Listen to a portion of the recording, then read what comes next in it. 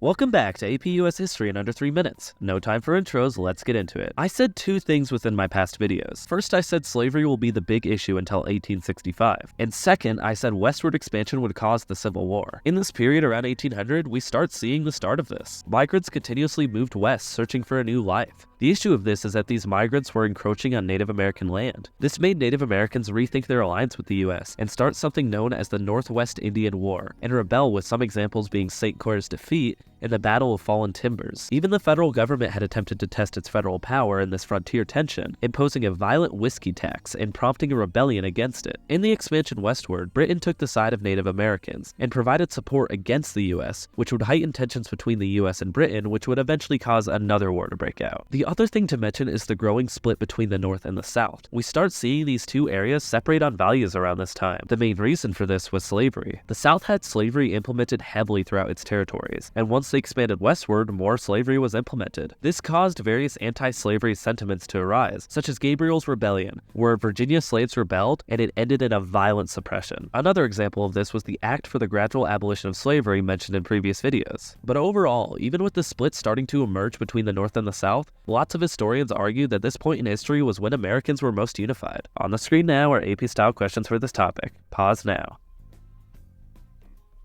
I'll put the answers on the screen now. I will see you in Unit 4.